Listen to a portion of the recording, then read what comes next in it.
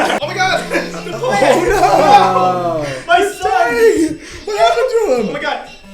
Pick him up! Oh my god! Pick him up! I got this. Oh my god, my...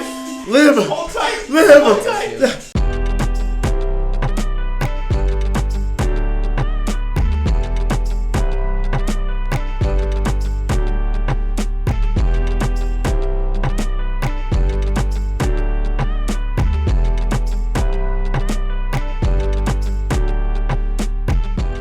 What's going on, guys? Welcome back to another episode of Sidewalk Weekly. I'm John. What's up? I'm Gianni, and we are so lucky that we're gonna have my man Jarrett. He's joining us every week. Now we're gonna be doing the weekly shows with us three, but then we're also gonna be having a group session about once a month. Guys, I'm so honored to be here. Give it up for Jarrett. Yeah! So for our topic, it's going to be all about Madeon and about his upcoming album and the single he just put out, All My Friends. Mm-hmm. Honestly, giving that song an absolute listen, I think it just gave the listeners what they wanted. I feel like we've all kind of missed Madeon. You know, What's it been, like 4 years? Yeah, since 3 or 4 years, man. And it's just, that song was just a great rendition to what I think he's just been working on. And I think you were telling me about all those pop artists. Yeah, so I read an interview with Madeon that he was saying that he took all of his pop influences since growing up and he just created this baby, All My Friends, the song that he just released. Woo! So I know it was a really special song for him and it seemed to get a lot of great feedback. And the way he promoted the single was truly genius to me. Oh, that's right, yeah. He put a couple of vinyls, like hard-covered vinyls, in a couple of vinyl stores. One in Los Angeles, one in New York, and I think someplace else. But dude, you gotta tell him how you went. I went.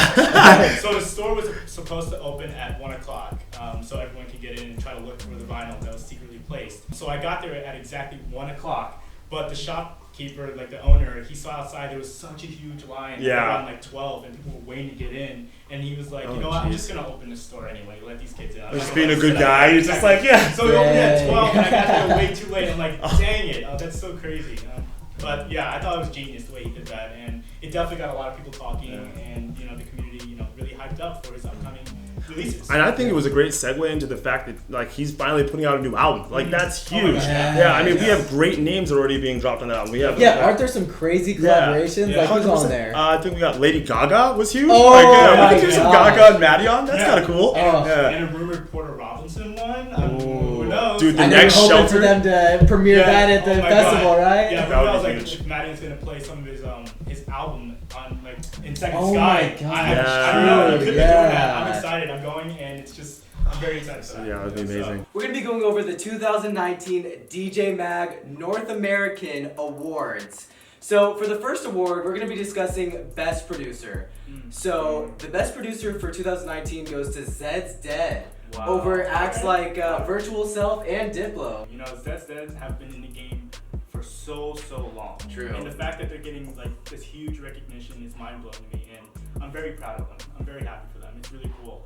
Virtual Self is also another incredible artist. Great person to see live. Definitely. Oh my god. He definitely deserved that nomination.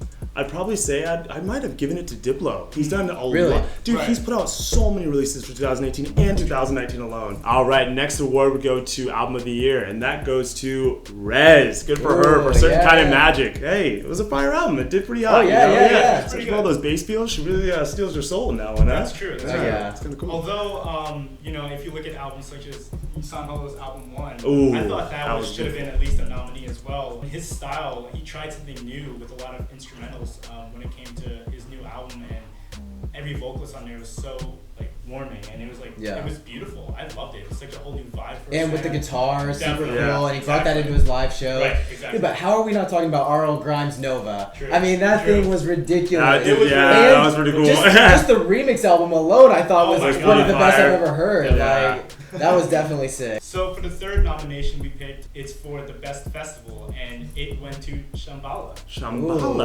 I've never been, but I've heard amazing things about it, and the crowds. Yeah, I've heard good things. The crowds I've seen from live streams, they seem so pure and seem so they're there for the actual music. I was just surprised. How does EDC, the largest one in the world, not even get a nomination? That's true. Yeah. Another surprised me, Ultra. I feel like those are two that you hear a lot about, and for not even getting nominations, I was a little surprised. But after Ultra this year with with all the complications, like the fire and stuff like that. Yeah. That's not so surprising to me because it's like it was a rough road for Ultra this year. I mean, they did change venues though. They did change venues. Yeah, Gotta first year give they them their changed respect. venues. Yeah. So the next award we're gonna go over is Best Track. Now, Best Track went to Claude Von Stroke with his track Maharaha, Ooh. and I was a little surprised. Yeah, I feel like R.O. Grime, I want to know, like with the position he's in and DJ Mag being so huge in the world, you know, I feel like he should have won that nomination in my opinion. That was a really big song for me. It was beautiful. It was like the vocals was really, really airy. It was really amazing. And you know, like the whole kind of like the future bass kind of vibe he brought towards it. It was like yeah, it was but really fresh. Cool. It was very fresh. Yeah. It was a fresh take, you know. So I'd have to argue. I think I would give it to Big Gigantic and Nightmare, to be honest with you. I was just so moved. I think that is like they had the perfect blend of like melodic with bass in that song, and it's just like you could be hearing it in your car, and I was like, hell yeah. I'd be hearing it at a festival, and it's like, yeah.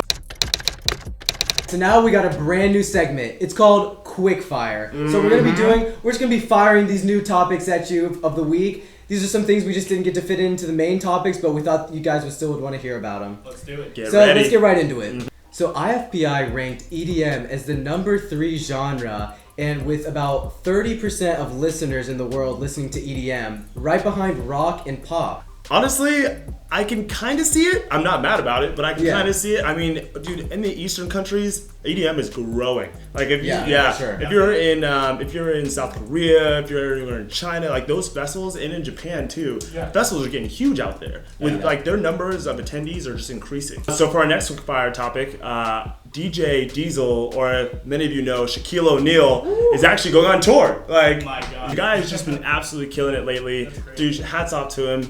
He's going to be doing a tour which it's also going to premiere him at Tomorrowland in Belgium. So that's going to be huge. This is a big year and for he's Shaq. playing Lost Lands, I saw. Yeah, oh yeah. He's blowing up. He's got a collab with Nitty Gritty coming out that's super It sick. is insanely good. I'm hyped for that one. I mean, he just dropped the collab with Nightmare and Lil Jon too, which was huge. That was a yeah. I heard You that guys Ultra. haven't seen the video of Excision riding Shaq at Lost Lands? God. So funny to see. Definitely go check it out. That is a giant man. Like, seriously. So the next hot topic is about Dogblood. They just released their new EP called Turn Off the Lights off Ausla. And oh my god, it features collaborations with Josh Pan, XG. Yeah. The EP was fire. It was super amazing. unique. It was so Amazing good. sound design. It's so unique, man. Everything Skrillex is doing lately with his production, it's just it's so cool. Yeah. To see him branch out like that. And they had that clapback mix that they also had with it too. It's just like super cool to see them coming back with fire. 100%. So for hits of the week, I got REZZ. REZZ just had her recent single "Dark Age." It got released on the NBA National Game. It was huge. That's huge for her music and EDM getting that kind of look at the NBA. I love that. It's the finals. Yeah. So for my hit of the week, I don't know if you guys have heard, but Luke Skywalker's home place is hosting a 30-hour rave. Oh yeah. The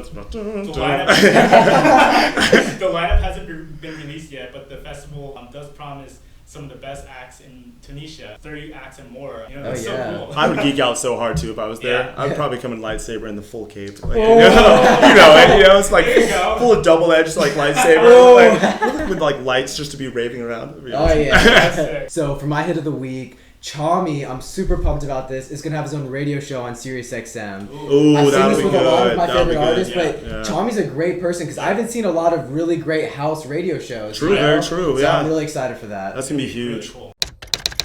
All right, so for my miss of the week, Joe Jonas just had his wedding with Sophie Turner, and Diplo was the DJ. Now, Diplo's a great DJ, but he decided to live stream the whole thing on Instagram. Joe Jonas was pissed that he did this, and he was like, oh yeah, Diplo's a great guy, but he just loves his gram like a 13-year-old girl. And I was like, oh damn, okay. So Shots fired! Exactly.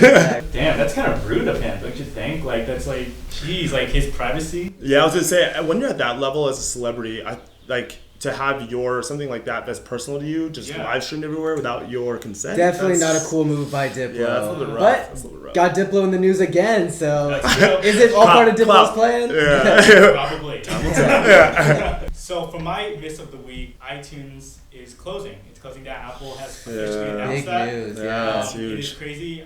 Last year, over like 75% of the money was coming from the streaming services, which was probably from all like the 28 million paid subscribers, to Apple Music in general. So that was a big surprise to me. And you guys, we all knew about that because in our classes, our teachers they would talk us. about They were it. talking Yeah. about it, so it's a it's not a big shock to us now, but it's to everyone else, it's like it's a worldwide thing. For sure. Just last week in my music business class, we were talking about how iTunes and like stores like Beatport where you purchase the music have gone down 20%, and then now with the rise of Spotify and Apple Music, streaming services like that have gone up 30% every year. Right. And I think this is just going to make Beatport rise even more, and I think streaming services are just going to go up even more now too. What do you guys think on is that going to affect like how artists make their money though? Bringing that away and people not being able to purchase through iTunes? No, I don't think so. No? I think music sales is such a small part of artists' revenue that they get, and I think the real money is in playing shows, and I think so few people bought electronic music on iTunes because one, it's not good quality for DJs to play. That's why they have to buy it on Beatport. Right. And it's just like, who wants to spend money on a song when they can just illegally download it or just stream it on a popular streaming site? For my miss, I'm going to talk about Burning Man, and they're having issues right now, still holding on to their permit. So I saw that. So it's due to environmental issues. It's just crazy to me that a festival that's been around for this long is now having trouble with environmental issues, they're now being tagged for that. What I heard was that they're expanding it 20,000 extra people. So there's all these other regulations. People are saying it's a huge hotspot for a terrorist attack now. And there's just a lot of safety hazards that are going on now with the expansion. So for my looking forward to this week, I picked Space Laces is releasing his remix EP. Ooh, nice. For his Overdrive EP. For the remixes, it's going to consist of artists such as Company, Sand, Sudden Death, a couple more. And, it's coming out on June 7th, so definitely try and pre-save that. And it's going to be out on Never Say Die. And I'm very excited. That'll be huge. I'm very excited. 3 of the best right there. Yeah, that's going to be Ricky huge. Sand hasn't released music in quite a little bit, so I'm really... one of my favorite producers. I'm ready for him to come back. He's been working hard. Give me those bangers. It's been a while. Exactly. Jeez, good for him. In Company, he's always throwing No, that's not a surprise. He's amazing. He's incredible. So what I'm looking forward to is the Adventure Club Quicks collab. Now, they just premiered it on some social media, but I was actually lucky enough to see them when they came here for their Death or Glory tour. Oh, what? And, they brought out Quicks. It was so sick. I'm really pumped for what it. the heck? And Quicks, man, that guy, he has been doing some amazing stuff this year. I'm very excited. And I've always loved Adventure Club. And also, a little side note, the Adventure Club has a collaboration with Set the Sky that they, they played at the bass pod, I believe, at EDC, if I'm not mistaken. So. For my looking forward to, if he wasn't already a legend enough, Porter Robinson, man. Oh my God. It's so cool. I mean, he's having this amazing festival that he's throwing, and he actually just announced that he's going to do his Virtual Self project as the opening. Wow. So now the festival itself is going to open with that project, and I just think it's really cool. I mean, he's doing it as a way to basically give fans and festival goers basically an incentive to get there earlier, because who doesn't want to go see Virtual Self's project, right? Exactly. Yeah, and for all them to get there, now all these other artists who are performing at the festival that you might not know as well, they're gonna have a huge fan base there now. Yeah, it's gonna be a lot of people. That's so cool, Porter. It's so cool of Porter to do that. Yeah, so big of him, man. Hey guys, thank you so much for watching, and don't forget to follow us at Sidewalk Talk Show. Hey, we'd love to hear what you guys think. Let us know in the comments below. Thank you. Yeah, have a good one. Bye guys.